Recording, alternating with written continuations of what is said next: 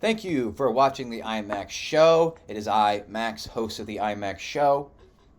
Tomorrow, are you recording? Tomorrow is the Oscars for cinephiles and movie buffs. This is like the Super Bowl for us. And just like the Super Bowl, if you're a fan of football, you know, it's like, did I say Super Bowl? Super Bowl? I don't know. Okay, I'm thinking too much.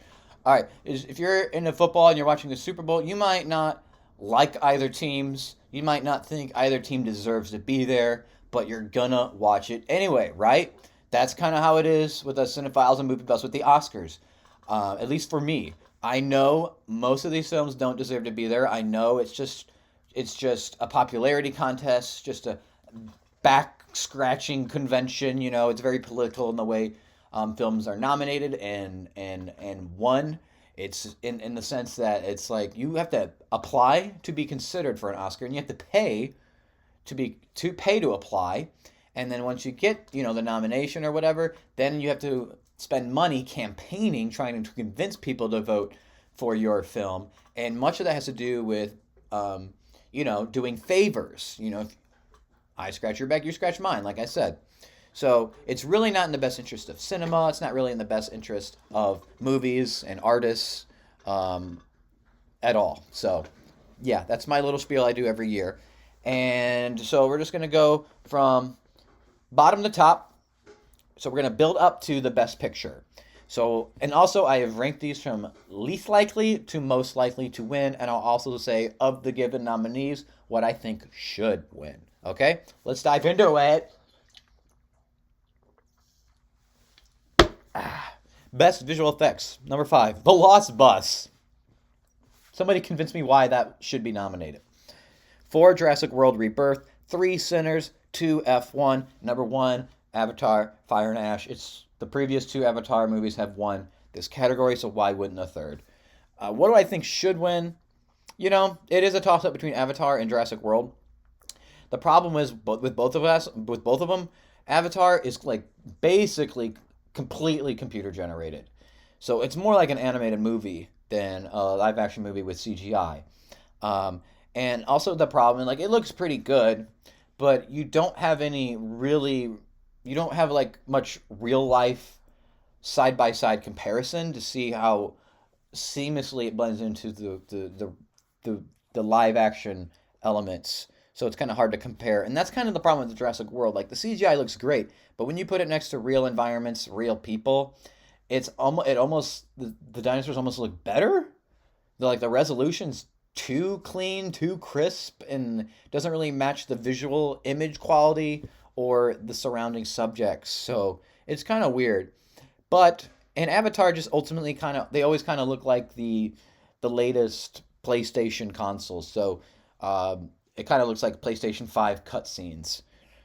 But I mean, of these nominees, I'll go with either. Although F1 probably has the most invisible CGI. All right, best film editing. You got number 5 is Sentimental Value. Really not sure why that was nominated. 4, Marty Supreme. 3, F1. 2, Sinners. Number 1, One Battle After Another. So One Battle After Another is 2 hours and 42 minutes, and as bloated as it is, it does not feel that length. So that is an accomplishment. In Sinners, much of the editing really, with a lot of other elements, of course, really really made it feel like an event film, and still does when I watch it. And it's a movie I like more the more I watch it. But anyway, what do I think deserves the award? I guess I'll just go with Sinners because it really is something for a film to feel like it's more than a film as soon as you sit in the theater. And that's what I had when I watched Sinners. Like as soon as we sat down and it started, I'm like, "Oh, this feels like an event." And that it's going to be a significant event too. And yeah, anyway, best costume design 5, Avatar, Fire and Ash. They are computer clothes. They're not even real. Why is this nominated? Hi, dog. 4, Marty Supreme. 3, Hamnet. 2, Sinners. 1, Frankenstein. I mean, Frankenstein's costumes look too kind of like the CGI stuff. It just looks too clean and too polished. It never feels like people actually wear them a lot. Um, so what will I go for? I mean, they are still pretty. So I might just go with Frankenstein. Who cares? Five, best makeup and hairstyling. Five, the smashing machine. I saw that a couple weeks ago and was like, what's this nominated for? Why? Four, the ugly stepsister. I haven't seen it. It always used to play on Shutter Live this past October when it has the channel, the Shutter channel that just plays random horror movies and stuff 24/7. No matter when I turned it on for the dog when we would leave the house, it was always playing that. Three, Kokuo is something I really wanted to see. I was told you have to see it in IMAX, so I waited for it to come to IMAX, and it never did. And I don't mean me, I mean IMAX screens and theaters. Number two is Sinners. Number one is Frankenstein. Didn't like Frankenstein's the monster or the creature. Looks too artificial and too. I keep saying this, too clean. It's like you're made from dead bodies, bro. Anyway, what should I think should win? I guess by default, Sinners. It's got the old the old 1930s makeup, and everybody's sweating, and it's also got the vampire makeup. So it's possible it actually might win the Oscar, but I'm going Frankenstein. Best cinematography. Number five's Marty Supreme. Four, Frankenstein. Three, Train Dreams. Two, One Battle After Another. One, Sinners. People think One Battle After Another is likely going to win. I just kind of disagree because Sinners got so many nominations. If they don't give it anything, there's going to be an online uproar. Not that that stopped anybody, and nor should it, because it's got all those nominations, and then they're just going to scream racism because and sexism because the DP of Sinners is a woman who's not white, and Sinners needs to get awards to also justify its nominations and to appease the um, online warriors. But my personal pick is Train Dreams, man. It's just visual poetry that uplifts every emotion and every line and every fact about this fictional person. It's just extraordinary. Five, Jude, just best production design. Five, One Battle After Another. Don't understand that. Still don't. Four, Marty Supreme. Three, Hamnet. Two, Sinners. One, Frankenstein. Marty Supreme should win, hands down. Jack Fisk. I'm not saying this should just be a legacy award, but Jack Fisk is amazing at all his production designs and all his sets and stuff. He tries to be very period accurate, and really his world building really invites you into these places, real and otherwise. And Marty Supreme just looks so lived in. It's crazy. It might be one of Fisk's best works, and that's my personal pick of these five. Best sound: five, Frankenstein. Four, One Battle After Another. Three, Sorat. Two, Sinners. One, F1. F1 seems like the no-brainer, and I put it as such. But there is a possibility that Sorat comes out and wins it, because lately, after a couple last years, the Oscars seem to be broadening their horizons on what should be nominated for this category. And Sarat is a movie I really want to see. I haven't, where I've heard that it really utilizes sound differently in the way that it most of the plot is set in a desert at a music festival, a rave festival. So it probably goes really, really, I don't know what I'm trying to say. Basically, it's probably playing all around your head three-dimensionally all the time. And most movies are, but it might be doing that in a more interesting dynamic than what we're used to as viewers as a whole. Best casting, the first time they've had this category, so don't know whatever. Number five is The Secret Agent. Four is Hamnet. Those kids are so good. I wish I could put this higher up. Three, Marty Supreme. Two, One Battle After Another. One, Sinners. I would personally go with Marty Supreme. I love the Safdie casting method, and everybody just like really delivers every time. Best song, the most pointless category of any awards ceremony ever, in my estimation. Number five is Sweet Dreams from Viva Verde. I don't know anything about the song or the movie. Four, Train Dreams from Train Dreams. I love that film, as you can tell, but I did not care for that song. There's a very bizarre disconnect. Three, Dear Me from Diane Warren, Relentless, because she's Diane Warren. Two, I Lied to You from Sinners. And one, Golden from K-Pop Demon Hunters. Don't get me started on this song. It's like any other pop song ever, and it's just there because of the backstory of the person who sings it. And it is still possible that I Lied to You takes the award because, you know. But Golden was such a hit. It's crazy nonsense. And of these nominees, I would go for I Lied to You as well. Best score, 5 Begonia, 4 Hamnet, 3 Frankenstein, 2 One Battle After Another, 1 Sinners. And Sinners is my personal pick on my personal Oscars as well. Ludwig Göransson is just that dude just is a killer, and that is also largely responsible for how or why this film feels like an event, you know, and just alone though that score is great. I don't care for the rocky metal parts of it though; it's kind of real cheesy. All right, best fake short, 5 Children No More, 4 Armed Only with the Camera. It's the only one I've seen. 3 All the Empty Rooms, 2 The Devil is Busy, 1 Perfectly Estrangedness. That's only my pick for the win because I was on the wiki page for all 5 of these, and it has the most nominations and the most wins, so I went with it. Best live action short, 5 Butcher's Stain, 4 A Friend of Dorothy, 3 The Singers, 2 Two People Sharing Saliva, Exchanging Saliva. I didn't put the full title down. Number 1 Jane Austen's period drama, because why not? I had no idea for these. The shorts get me every year. Best animated short, even if I've seen all of them. 5 The Three Sisters, 4 Butterfly, 3 Forever Green, 2 The Girl Who Cried Pearls, 1 Retirement Plan. Again, I just threw darts because I've never seen any of these, don't really know much about them. I know 0 things about Butterfly and Three Sisters, which is why it's on the bottom. Because they didn't have wiki pages, so I only know that they are animated short films nominated for the Oscars this year. That's the only thing I know about them. All right, best fake feature is 5 is The Alabama Solution, 4 Mr. Nobody Against Putin. Is that still relevant? I don't know. 3 Cutting Through Rocks, 2 Come See Me in the Good Light. Number 1 The Perfect Neighbor. Never seen any of these either. I'm usually not a fan of documentaries. And The Perfect Neighbor I picked to win because it's Netflix. And Netflix has got a lot of clout, a lot of power, a lot of money and influence, and can easily grant some favors and do some back scratching. So that's why I picked it for number 1. Best foreign flick, 5 The Voice of Hind Rajab, 4 Sarat, 3 The Secret Agent, 2 It Was Just an Accident, 1 Sentimental Value. I've only seen the top 2 here, and I didn't really quite see all the hubbub about Sentimental Value on my first watch. I enjoyed it enough, but I'm going with It Was Just an Accident. I just thought it was a much better film in comparison, so that's my personal pick from the nominees. 5 Best Animated Movie, 5 Elio, I don't know, never saw it. 4 Arco, 3 Little Molly or the Child of Rain or whatever. I didn't write the full title. Sorry. 2 Zootopia 2, it's Disney. 1 K-Pop Demon Hunters. I haven't seen K-Pop Demon Hunters, so I really can't say if it does or doesn't deserve this award, but I will say it does not belong in the Criterion Collection.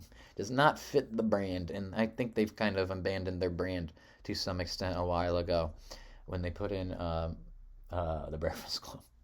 4 Best Adapted Screenplay, 5 Begonia, 4 Train Dreams, 3 Frankenstein, 2 Hamnet, 1 Battle After Another. Not that it matters, but I should switch Train Dreams and Begonia right now. And 1 Battle After Another is a no-brainer. It's going to take it. If anything does take it, it's Hamnet. And my personal pick is probably Hamnet. That second half of that film is such an emotional gut punch. I just wish the whole movie had Hamnet in it, because the second half, or particularly the final act, really relies on Hamnet's presence and performance and whatnot. And it's just not there in the first half. It's, before he's born. He shows up halfway through the movie. Anyway, that's my pick.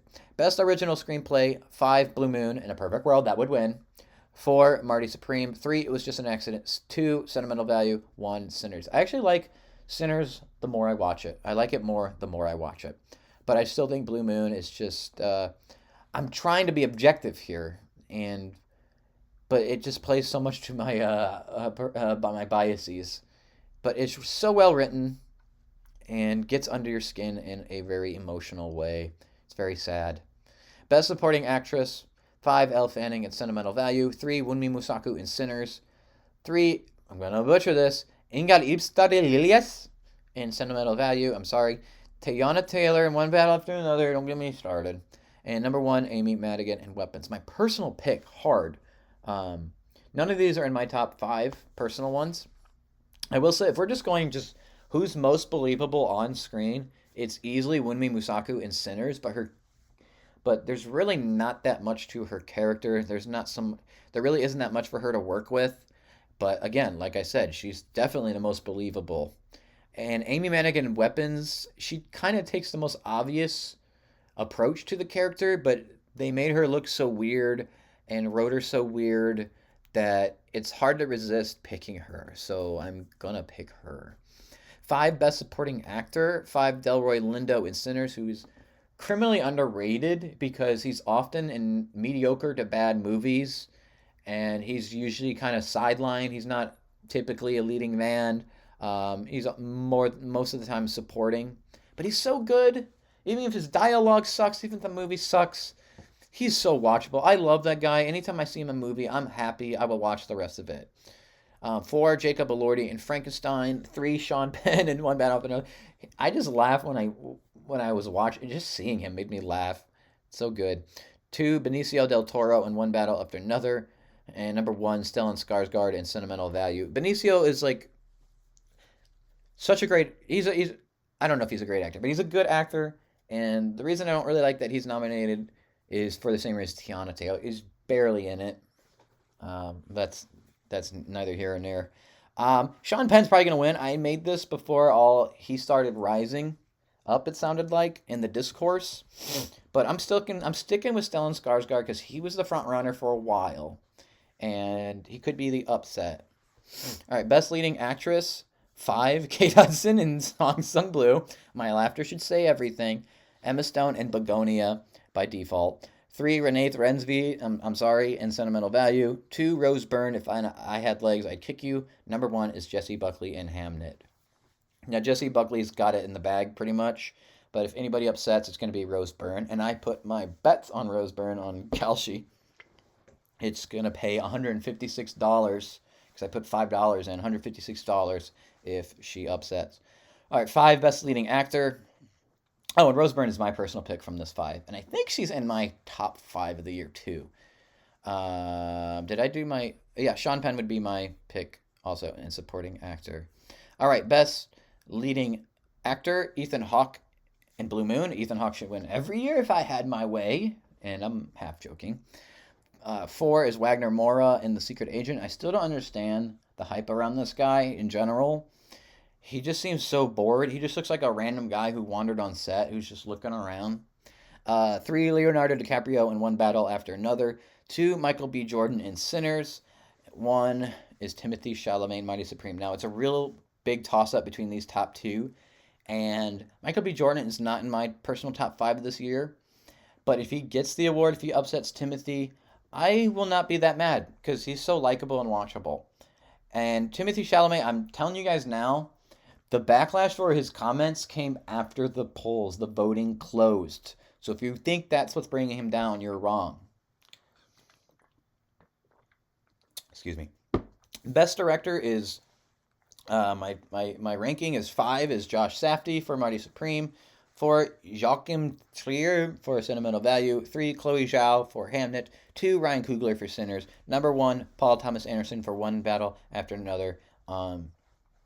Much deserved, but not for this movie. They're going to finally give him his due, even though I wish it was for those other movies or a movie that he has yet to make. I want to pick Ryan Coogler for my personal, but there's some head-scratching decisions here and there that take it away. And I'm going with Chloe Zhao personally of this 5 because that second half and that third act in particular, I keep saying that, is so heart-wrenching. I don't know how she did that, and she could have made it so much more impactful if she put Hamnet in the whole movie. Okay, and Best Picture. F1 is number 10. I don't get the hate for F1. Yes, it's by the numbers. It's formulaic. But it's a blockbuster crowd pleaser. And I'm okay with movies that are this traditional standard if they're done this well. I mean, this movie is just so well oiled. I actually kind of love the movie. All right, 9, Begonia. 8, Frankenstein. 7, Train Dreams. It's probably switch train James and Frankenstein, even though it won't matter. Number 6 is The Secret Agent. Marty Supreme is number 5. Number 4 is Sentimental Value. 3 is Hamnet. 2 is Sinners. And number 1 is One Battle After Another. These first three, these top three, Hamnet wasn't quite it was in the running for quite a while, but not so much anymore. After One Battle came out, and it's really a toss up. It's not much of a toss up. One Battle and Sinners, but Sinners could take it. I don't think anybody would be surprised, despite the odds going to One Battle. Nobody would be surprised if Sinners comes up and takes it, but it likely won't. Anyway, those are my personal picks for the 98th Academy Awards, the Oscars of 2026. Yeah, please grill me however you want. If you want to kind of give me a little massage, agreeing with me here and there, that'd be cool too. But let's keep it civil. Comment in the comment section below. And don't forget to like and subscribe.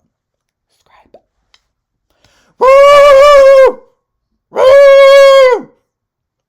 I thought you'd bark. Why are there so many movies?